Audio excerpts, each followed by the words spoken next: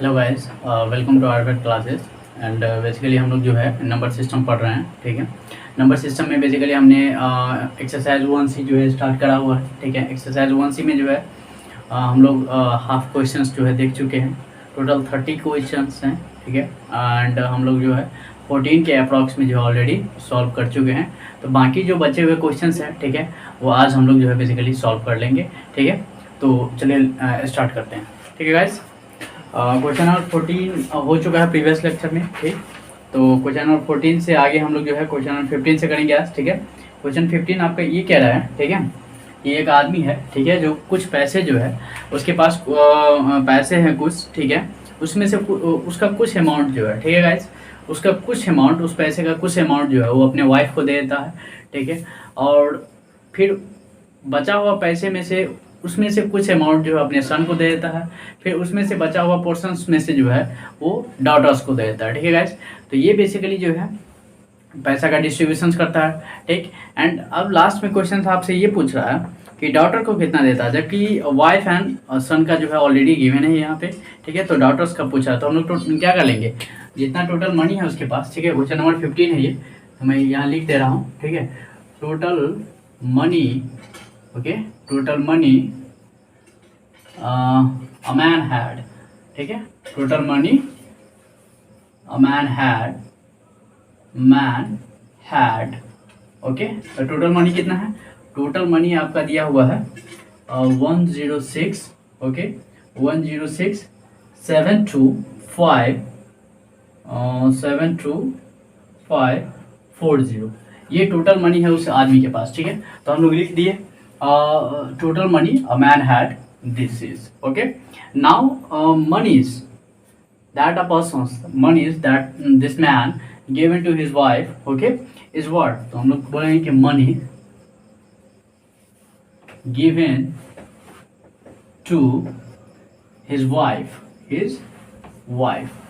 तो उन्होंने अपने वाइफ को कितने मनी दिए हैं, तो अपने वाइफ को जो मनी दिए हैं वो है 3964,790, इतना पैसा उन्होंने अपने वाइफ को दे रखा है। ठीक है, उसके बाद अपने सन को जो है, दैट मीन्स बेटे को जो है उन्होंने कितने पैसे दिए हैं, तो लिखेंगे मनी, ओके, मनी गिवन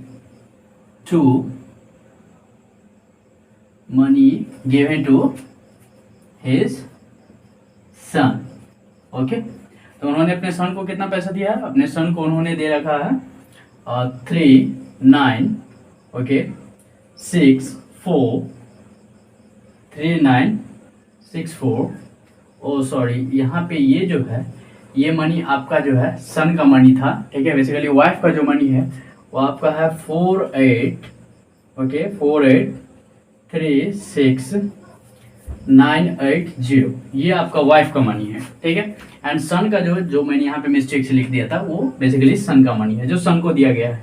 ठीक है, तो 3964,790, तो अब कह रहा है कि जो रेस्ट मनी जो है वो अपने डॉटर को देता है, तो डॉटर को कितना मनी दे रहा है, तो हम लोग कैसे निकालेंगे, देखिए, money given to his daughter, तो डॉटर को कितना देगा गाइस, तो डॉटर को कितना देगा, टोटल मनी में से हम लोग क्या कर लेंगे, वाइफ को जितना मनी उन्होंने दिया है एंड सन को जितना मनी उन्होंने दिया है उस दोनों को सम करके हम लोग टोटल मनी में से क्या कर लेंगे, सब्ट्रैक्ट कर लेंगे। ठीक है, तो यहाँ पे आप लिख लो, तो ये हो जाएगा 106,72540 माइनस, एंड स्मॉल ब्रैकेट में हम लोग इस दोनों को क्या कर लेंगे, सम कर लेंगे, 36980 प्लस 3964,790, एंड उसके बाद जो है हम लोग यहाँ से जो वैल्यू आएगा वही क्या हो जाएगा, वही मनी जो होगा, that means that amount will be given to his daughter. Okay, तो this is the basically way to explain question number 15। Okay, किस तरह से हमें क्वेश्चन नंबर 15 जो है सॉल्व करना है, ये इस तरह से आप समझ गए। इजी, चलिए नेक्स्ट क्वेश्चन की तरफ बढ़ते हैं, क्वेश्चन नंबर 16 की तरफ बढ़ते हैं। काफ़ी ईजी है क्वेश्चन नंबर 16। ठीक है,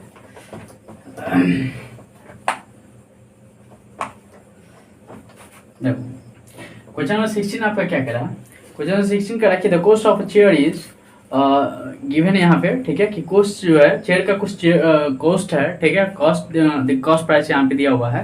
and what will be that means simple से आप एक जैसे जानते हो, ठीक है, कि मान लो कि सपोज कि एक चेयर का जो प्राइस है, सपोज एक चेयर का जो प्राइस है वो आपको दे दिया 10 रुपीज़, ठीक है। सपोज हम लोग मान लेते हैं कि 10 रुपीज़ जो है चेयर का प्राइस है, तो अब बोल रहा है कि 24 चेयर्स के कितने प्राइस होंगे। तो 24 क्या करेंगे हम लोग आज, 10 से मल्टीप्लाई कर लेंगे, है ना। तो वही क्वेश्चन नंबर 16 में आपका, ठीक है। देखिए क्वेश्चन नंबर 16 क्या कह रहा है, क्वेश्चन नंबर 16 आपका ये कह रहा है, ठीक है, कि कॉस्ट ऑफ चेयर, ठीक है, यहाँ पे लिख लो आप, cost of chair is equal to how much, is equal to 1485. This is the cost of chair. Okay, now the cost of, this is the cost of one chair. Okay, this is the cost of one chair. We have to write here cost of one chair. This is the cost of one chair. Okay, now we will have to find, okay, the cost of 4, 6, 9 chair. Okay, chairs मतलब that means इतने chairs के जो हमें क्या निकालने हैं, prices निकालने हैं, ठीक है। तो देख लो आप, तो हम लोग क्या करेंगे, एक चेयर का प्राइस इतना दिया गया है, तो इतने चेयर्स का प्राइस कितना हो जाता है। ऑफकोर्स हम लोग क्या कर लेंगे गाइस, बेसिकली 1485 को मल्टीप्लाई कर लेंगे से इस वैल्यू से, एंड यहाँ पे जो भी आएगा रुपीज में, ठीक है, that will be the cost of 469 such chairs. Okay, उसके बाद क्वेश्चन नंबर 17 क्या करा, how much money was collected from that student such a school for library charity in the world. That means इसमें क्या कह रहा है आपका, देखो इसमें कह रहा है कि एक मनी, मान लो कि एक स्टूडेंट ने, ठीक है, एक स्टूडेंट जो दे रहा है मनी, वो 625 रुपीज़ दे रहा है। तो उसमें पूछ रहा है कि 1786 स्टूडेंट के द्वारा कितना मनी जो है कलेक्टेड किया जाएगा, ठीक है, मतलब उतने स्टूडेंट से कितने मनी कलेक्टेड किए जाएंगे। तो हम लोग देंगे, ठीक है, कि बेसिकली हम लोग क्या देंगे guys, money contributed by each student is equal to how much, it's a 625 rupees. Okay, 625 rupees. Then money is contributed, okay, money contributed by how much student, यहाँ पे आपको दे दिया गया है 1786 students, okay, by students is equal to what, this will be equal to 1786 into 625, and the product will be, the result will be, the money is that will be the contributed by the 1786 student. ठीक है guys, तो basically इतने student के द्वारा जो है, जब इस दोनों का प्रोडक्ट हम लोग निकाल लेंगे मल्टीप्लाई करके, तो उतना जो है मनी कंट्रीब्यूट किया जाएगा किसके द्वारा, 1786 स्टूडेंट्स के द्वारा। ठीक है, अब क्वेश्चन नंबर 18 आपका क्या कह रहा है, क्वेश्चन नंबर 18 जो कह रहा है वो कह रहा है कि एक फैक्ट्री जो है वो प्रोड्यूस करती है पर डे जो है कुछ स्क्रू जो है वो बेसिकली प्रोड्यूस करती है। ठीक है, तो कह रहा है कि जो 358 डेज में वो कितना प्रोड्यूस करेगा। ठीक है, तो ये मैं मिटा रहा हूँ। ठीक, क्वेश्चन नंबर 18 जो है काफ़ी इजी है, सिंपल है, मल्टीप्लाई करना है। ठीक है, जैसे आप कह सकते हो कि सर मान लो कि एक दिन में कोई आदमी 5 आम खाता है। ठीक है, एक दिन में कोई आदमी जो है 5 आम खाता है, तो 10 दिन में वो आदमी कितना आम खाएगा, तो ऑफकोर्स उसको मल्टीप्लाई कर देंगे ना, तो वही चीज़ कह रहा है यहाँ पे। ठीक है, क्वेश्चन नंबर आपका जो है तो कौन सा हो गया, 18 हो गया। देखिए कह रहा है कि फैक्ट्री प्रोड्यूस इतना स्क्रू पर डे, तो हम लोग देंगे number of screw, number of screws produced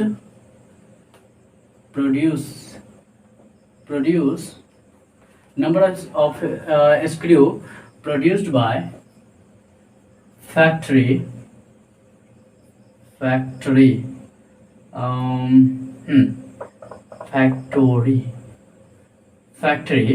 day। तो पर डे कितना प्रोड्यूस कर रहा है, पर डे जो आपको प्रोड्यूस कर रहा है वो बेसिकली कर रहा है 6985। इतना जो है मतलब दैट मीन्स इतने स्क्रू जो है वो फैक्ट्री पर डे प्रोड्यूस कर रहा है, ठीक है। तो हमें पूछ रहा है कि 358 डेज में कितना प्रोड्यूस करेगा। हम लोग यहाँ पे लिख लेंगे number of screw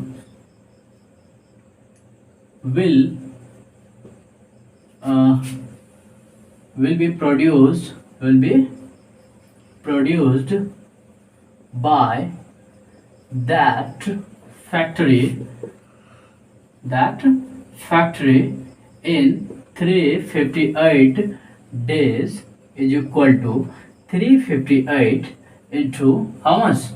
6985, and the product will be the number of screws, okay, that will be the produced in 358 days, ठीक है। तो वो जो यहाँ पर प्रोडक्ट आएगा वो बेसिकली 358 डेज में उस फैक्ट्री के द्वारा कितना स्क्रू जो है प्रोड्यूस किया गया है वो हमें यहाँ पे आ जाएगा, ठीक है। अब चलते हैं क्वेश्चन नंबर 19 की तरफ। ये इजी है, काफ़ी इजी था, ठीक। क्वेश्चन नंबर 19 आपका क्या करा, वो भी सेम क्वेश्चन है, ठीक है, बन जाएगा, काफ़ी इजी है। देखिए क्वेश्चन नंबर 19 क्या कह रहा है। क्वेश्चन नंबर 19 आपका ये कह रहा है, ठीक है, कि mister Bhaskar saves this money per month and how much money will be saves in 30 year. तो हम लोग यहाँ पे देंगे कि money saved by mister Bhaskar, ठीक है गाइस। तो मिस्टर भास्कर के द्वारा जो मनी सेव किया जाता है, money saved by mister Bhaskar per month है ये, तो हम लोग पर मंथ दे सकते हैं guys, per month is equal to how much, and this is basically given here, that is 8756। This is the money that Bhaskar saves per month. Okay, now we will have to find that how much money Mr. Bhaskar will save in 30 years. Okay, तो सबसे पहले तो अगर यहाँ पे देख लो आप, money saved by mister Bhaskar पर month is this, okay, per month का ही दिए हैं, ठीक है। तो अगर हम लोग 13 ईयर्स का बात करें तो 13 ईयर्स में कितने हो गए, 13 ईयर्स में ऑफकोर्स आपके 12 से मल्टीप्लाई करेंगे उसको, अगर हम लोग मंथ्स में चेंज कर ले, बिकॉज ये मंथ्स का दिया गया है, तो मंथ्स में आप चेंज कर लो, ठीक है। तो हम लोग कहेंगे money, okay, saved by mister Bhaskar in 13 years, okay. तो 13 ईयर्स में कितने, तो देखो 13 ईयर को आपको सबसे पहले क्या करना है, मंथ में चेंज करना है, तो 13 को आप 12 से मल्टीप्लाई कर लो, ठीक है। एंड 13 ईयर्स में 1 मंथ में इतना, तो 12 मंथ्स में कितना, this into this, okay, and ये 12 मंथ्स का हुआ, तो ये बेसिकली आपका ये तो 1 ईयर का हुआ ना, और ऐसा 13 ईयर्स है, तो 13 into 12 into 8756, and the product will be what? The product will be the monies which will be saved by Mr. Bhaskar in 13 years. Okay? तो वो जो प्रोडक्ट हो जाएगा वो बेसिकली वो मनी होगा जो मिस्टर भास्कर के द्वारा क्या किया जा रहा है, 13 साल में जो है वो सेव किया जा रहा है, ठीक है गाइस। अब चलते हैं क्वेश्चन नंबर 20 की तरफ। क्वेश्चन नंबर 20 क्या कह रहा है कि एक स्कूटर है जिसका कुछ प्राइस दिया गया है, ठीक है। तो पूछ रहा है कि जो एक स्कूटर का प्राइस अगर समथिंग है, तो वैसा जो है 5 स्कूटर का, अगर हम लोग इस तरह से एग्जांपल ले लें कि सर 5 स्कूटर का कितना होगा, तो हम लोग सिंपल क्या कर लेंगे, मल्टीप्लाई कर लेंगे। तो देख लो आप, यहाँ पे दिया हुआ है कि प्राइस ऑफ यहाँ पे लिख लो आप इस तरह से, प्राइस ऑफ 1 स्कूटर, ठीक है, इस तरह से भी लिख सकते हैं, प्राइस ऑफ 1 स्कूटर या etch scooter, price of 1 scooter या अ स्कूटर आप लगा दो, ठीक है। Price of a scooter is equal to how much? This is basically given here 36, okay, 36725. This is the monies, okay, this is the money, this is the price of a scooter, okay. Now we will have to find that what will the price of 486 such type of such scooters, okay. Then we have to write here like price of how much, this is 487 such scooters is equal to what, just multiply these values with these values, then 36725 into 487, and the product will be the price of 480 87 such scooters. Okay, मतलब 487 scooters के जो price हो जाएंगे वो basically इसका product आपका हो जाएगा। ठीक है गाइस, तो ये आपका क्वेश्चन नंबर 20 था। अब हम लोग क्वेश्चन नंबर 21 की तरफ चलते हैं। काफ़ी इजी है ये भी, ठीक है, देख लो, प्रॉब्लम नहीं होना चाहिए, क्वेश्चंस इजी है, सब एडिशन सब्ट्रैक्शन एंड मल्टीप्लिकेशन के बेस पे, ठीक है।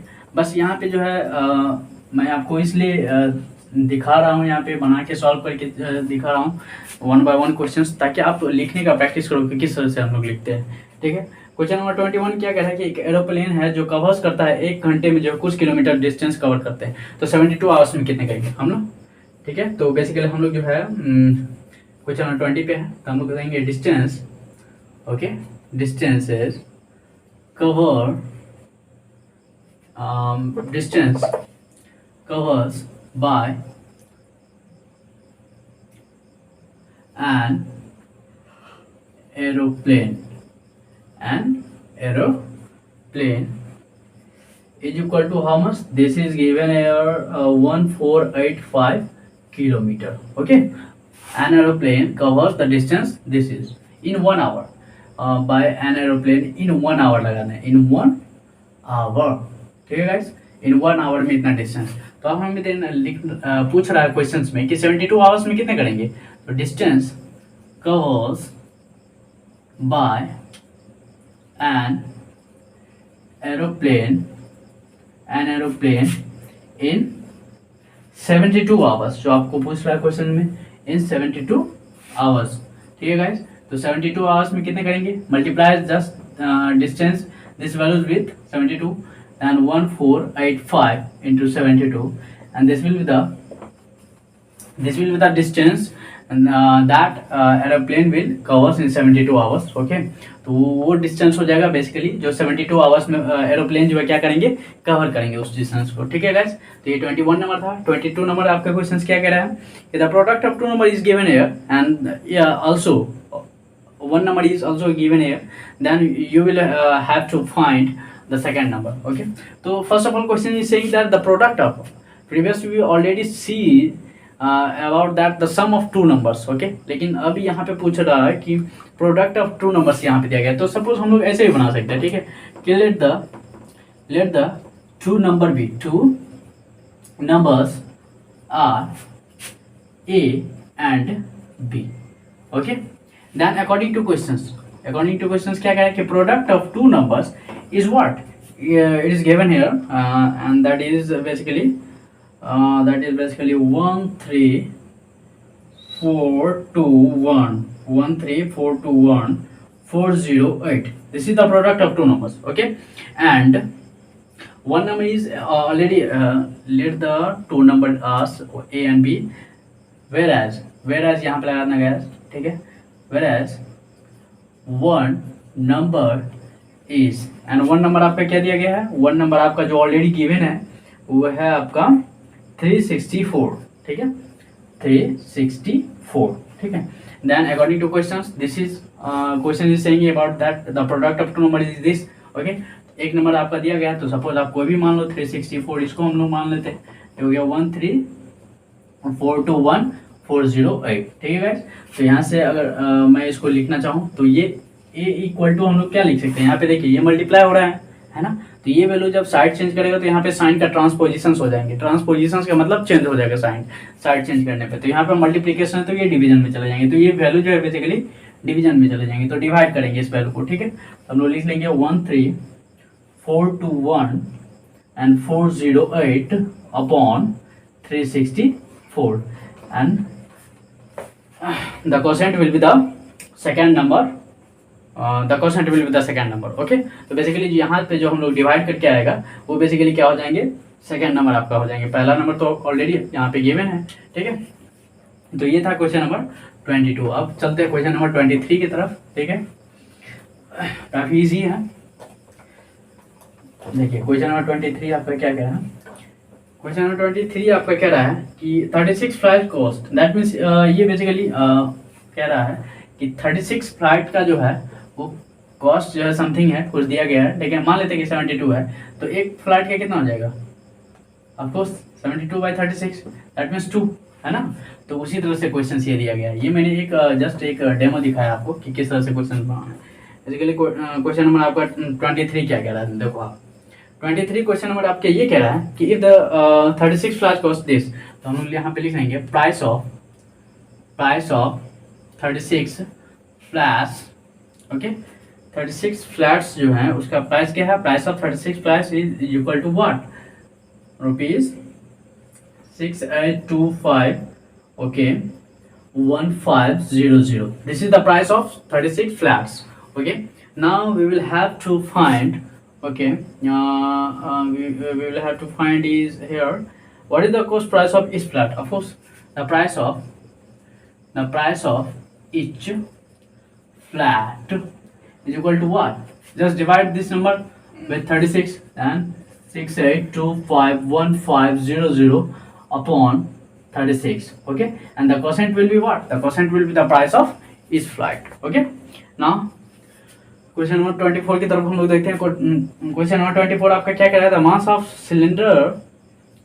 Mass of cylinder field with a gas is this kg and this gram and the mass of empty cylinder is this gram, how much is the mass of the gas is content. Basically कह रहा है कि जो एक cylinder है जिसमें already gas भरा हुआ है, फील्ड है, ठीक है, तो पहले जो फील्ड है कम्प्लीटली गैस फील्ड है सिलेंडर में, ठीक है गाइस, तो उसके साथ दोनों का एक साथ कंबाइन करके मास दिया गया है।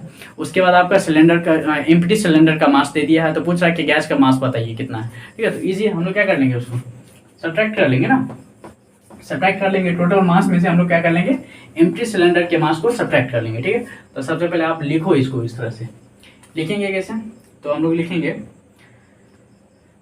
मास ऑफ, यहाँ पे हम mass of, okay, mass of cylinder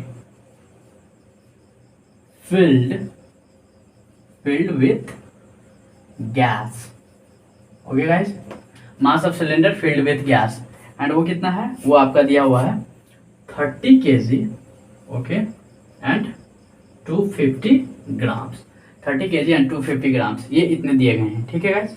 तो बेसिकली हम लोग जो है ये इतना दे दिया है।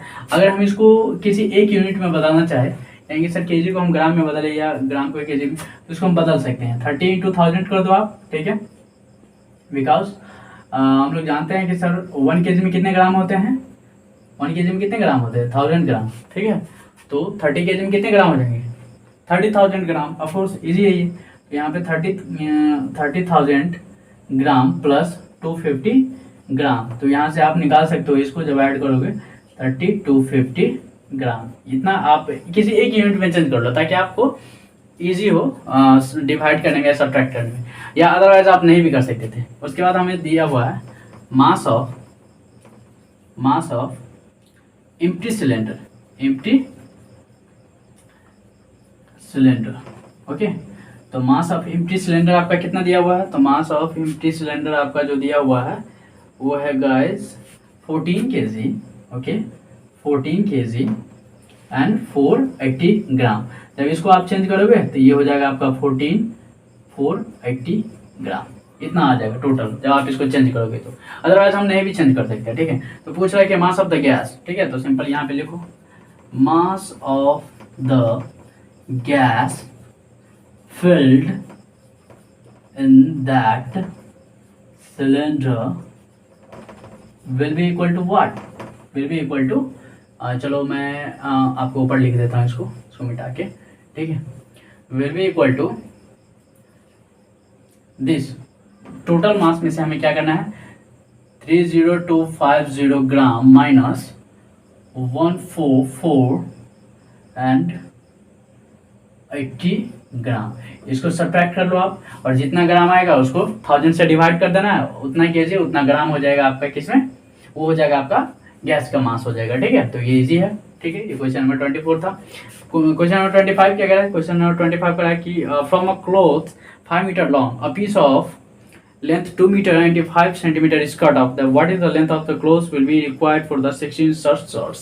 देखिए क्या कह रहा है, सॉरी मैंने क्वेश्चन नंबर 26 पढ़ दिया। क्वेश्चन नंबर 25 आपका ये कह रहा है कि from a cloth 5 metre long a piece of 2 metre and 85 centimetre is cut off, एक 5 मीटर का कपड़ा है, ठीक है, उसमें से 2 मीटर 85 सेंटीमीटर जो है, ठीक है, दैट मीन्स 2 मीटर 85 सेंटीमीटर को जो है कट कर लिया जाता है। What is the length of remaining piece? Of course क्या करेंगे बताइए, खुद आप सेंस लगा सकते हो। इस टोटल का लेंथ दिया हुआ है, उसमें से कुछ काट के निकाल लिया जाता है। तो क्वेश्चन पूछा जा रहा है कि कितना लेंथ जो है क्लॉथ्स का वो रिमेनिंग है, दैट मीन्स कितना बचा हुआ है, ठीक है। तो हम लोग क्या कर लेंगे, टोटल लेंथ में से जितना काट के हम लोग निकाले हैं उसको सब्ट्रैक्ट कर लेंगे। तो ये था आपका क्वेश्चन नंबर क्या है, क्वेश्चन नंबर 25। देखो, तो सबसे पहले लिख लो आप टोटल लेंथ ऑफ क्लोथ्स, ठीक है, टोटल लेंथ ऑफ क्लोथ। तो टोटल लेंथ ऑफ क्लोथ्स कितना है, 5 मीटर है, ठीक है। आप इसको सेंटीमीटर में चेंज कर सकते हो, बिकॉज आपका सेंटीमीटर में भी दिया है, तो आप सेंटीमीटर में इसको चेंज कर लोगे। तो हम लोग जानते हैं कि सर 5 × 100 हो जाएगा, दैट मीन्स 500 सेंटीमीटर, ठीक है। और यहाँ पे एक चीज दिमाग में रखो कि 1 मीटर में जो होते हैं वो कितने सेंटीमीटर होते हैं, 100 सेंटीमीटर होते हैं, ठीक है। तो ये चीज जो माइंड में रखना है, ये क्वेश्चन का पार्ट नहीं है, it just recall your self कि ये जो है 1 मीटर में जो है 100 सेंटीमीटर होते हैं, ठीक है। उसके बाद हमें लिखना है कि लेंथ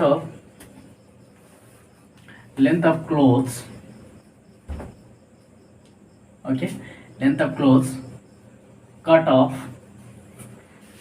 कट किया गया है, cut off from the total length of clothes दे देंगे, ठीक है। तो टोटल लेंथ ऑफ क्लोथ्स में से कितना काट के निकाला गया है, तो वो जो निकाला गया वो बेसिकली है 2 metre 85 centimetre.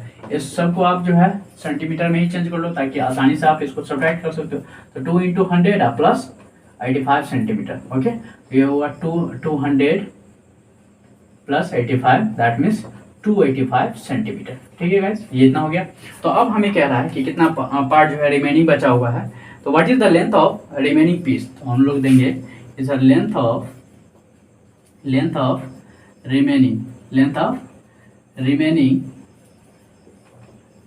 Remaining piece of cloths, ठीक है गाइस।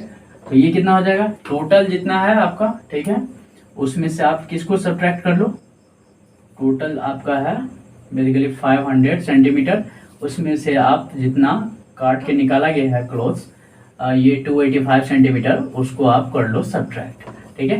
एंड सब्ट्रैक्ट करने के बाद जो वैल्यू आएगा वो हमारा क्या हो जाएगा, वो बचा हुआ पार्ट हो जाएगा क्लोथ्स का, ठीक है, कट करने के बाद, ठीक है। तो क्वेश्चन नंबर 26 क्या कह रहा है, देखो क्वेश्चन नंबर 26 कह रहा है कि in order to make a shirt length this of cloth is needed, how much length of clothes will be required for such shirt. एक शर्ट को, चलो मैं एक एग्जांपल देता हूँ, एक शर्ट को मान लेते हैं बनाने में, या सपोज एक रुमाल ले लेते हैं, ठीक है, एक हैंकी लेते हैं कि सर एक हैंकी को बनाने में जो है कि सपोज 5 मीटर क्लॉथ्स की आवश्यकता पड़ती है, ठीक है, एक हैंकी को बनाने में।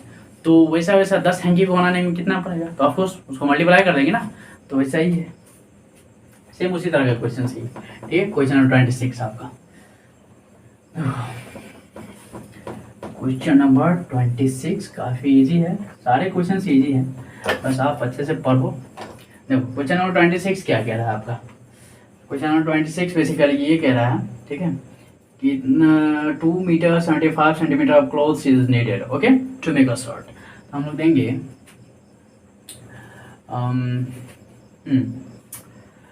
हम लोग लिखेंगे यहाँ पे गाइस इस तरह से, length of clothes, okay, length of clothes needed to make a shirt, that means एक शर्ट बनाने के लिए, ठीक है, length of clothes needed to make a shirt is how much, is basically 2 meter and 75 centimetre, 2 metre and 75 centimetre, ठीक है। तो आप इसको किसी एक में चेंज कर लो, तो कहेंगे कि सर सेंटीमीटर में तो 2 × 100 and plus 75, that will be 275 centimetre. ये आपका सेंटीमीटर में आ गया, ठीक है। इसको हम लोग फिर से मीटर में भी चेंज कर सकते हैं, 100 से डिवाइड कर देंगे, ठीक है। अब ये देख लो आप, length of clothes needed to make a shirt this centimetre, ठीक है। एक शर्ट को बनाने में इतने सेंटीमीटर कपड़े की आवश्यकता नीड है, या हम लोग कह सकते हैं कि सर आवश्यकता है, ठीक है। तो 16 शर्ट मतलब ऐसा 16 शर्ट बनाने हैं, 16 शर्ट बनाना है, तो उसके लिए कितना, तो हम लोग यहाँ पे लिख लेंगे इसी तरह से, पहले लेंथ ऑफ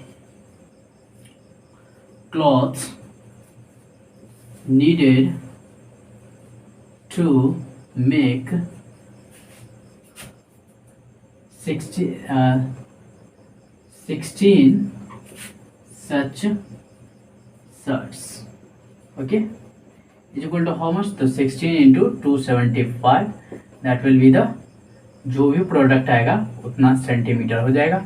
जब इसको आप 100 से डिवाइड कर दोगे तो मीटर एंड सेंटीमीटर दोनों में वो हमें निकल जाएगा। ठीक है, तो ये बेसिकली क्वेश्चन नंबर 26 था। क्वेश्चन नंबर 27 क्या कह रहा है आपका? कह रहा है कि for making 8 trousers of the same size 14 metre and 80 centimetre of clothes is needed, how much clothes will be required for each such trouser. मतलब ये हम लोग कह सकते हैं कि सर क्वेश्चन नंबर 26 का जो है ना, ये जस्ट एक कन्वर्स है, इसका उल्टा है।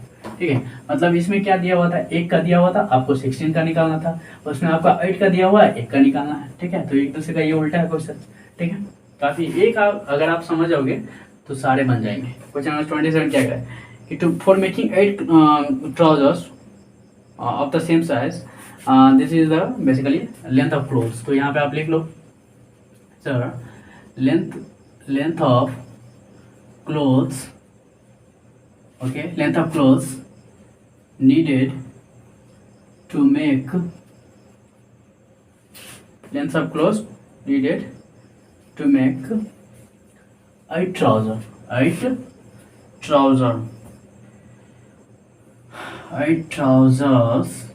is equal to what? ये कितना दिया गया है? ये आपका दिया गया है 14 मीटर एंड 80 सेंटीमीटर।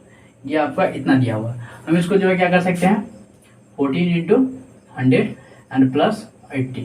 ठीक है गाइज, तो ये आपका कितना हो गया 1400 एंड प्लस 80, तो ये हो जाएगा 1480 सेंटीमीटर। ये आपका सेंटीमीटर में मैंने बदल दिया है। ठीक है, तो यहाँ पे पूछ रहा है कि how much cloth will be required for each such trouser. तो हमें यहाँ पे लिख लेना पहले, इस तरह से आप लिखो इसको। ठीक है, कि length of cloth needed, okay, length of cloth needed to make a trouser। ठीक है गाइस, तो एक ट्राउजर को बनाने के लिए क्या कितने पड़ेगी? तो हम क्या कर लेंगे, 8 से इसको डिवाइड कर लेंगे सर, 1480/8। ठीक है, तो इतना सेंटीमीटर, और ये जितना भी सेंटीमीटर आएगा डिवाइड करने के बाद उसको आप क्या करना, फिर से अगेन 100 से डिवाइड कर देना, तो वो आपको मीटर में एंड सेंटीमीटर दोनों में आ जाएगा। ठीक है, ये था क्वेश्चन नंबर 27। एंड उसके बाद है क्वेश्चन नंबर 28, जो कह रहा है कि mass of bricks is given here and what is the total mass of solder. मतलब एक ब्रिक्स का जो है मास दिया हुआ है, तो आपको 14 ब्रिक्स के मास जो है बेसिकली फाइंड आउट करने हैं। तो हम लोग कर लेते हैं, उसमें भी क्या करना है, मल्टीप्लाई ही करने हैं। सर 1 का दिया हुआ है तो 14 का हम लोग निकाल सकते हैं, है ना। देखिए 28 नंबर में क्या कह रहा था, mass of a bricks is this, लिख लीजिए यहाँ पे, mass of a brick is equal to how much?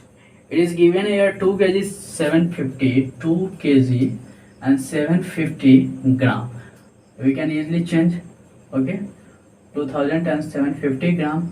तो इसको जब हम लोग ऐड कर लेंगे तो ये हो जाएगा गाइस इतना ग्राम हो जाएगा। ठीक है, किसी एक यूनिट में हम लोग चेंज कर लेंगे ताकि आसानी से आप, अदरवाइज अगर आप डायरेक्ट कर सकते हो तो वो भी इजी है। ठीक है, उसके लिए ये नहीं है, आप पे डिपेंड करता है कि सर आप एक यूनिट में चेंज कर रहे हो या यहाँ से डायरेक्ट कर रहे हो, तो दोनों तरीके से हम लोग बना सकते हैं। तो पूछे यहाँ पे ये रहा है कि एक ब्रिक्स का जो है इतना मास है, तो पूछ रहा हमें कि 14 ब्रिक्स के कितने होंगे। यहाँ पे आप लिख लो mass of 14 such bricks. Okay guys, ये हो जाएगा 14 इंटू 2750 ग्राम। एंड इसको जो मल्टीप्लाई करके जितना आएगा उसको हम लोग क्या करेंगे, 1000 से अगर डिवाइड कर देंगे तो हमें दैट मीन्स वाट केजी आ जाएगा एंड वाट ग्राम आ जाएगा। दैट मीन्स ये सब आपको करना है। ठीक है, ये सब इजी है काफ़ी। आप ये एडिशन, सब्ट्रैक्शन, मल्टीप्लिकेशन, डिवीजन तो आप कर ही सकते हो, है ना।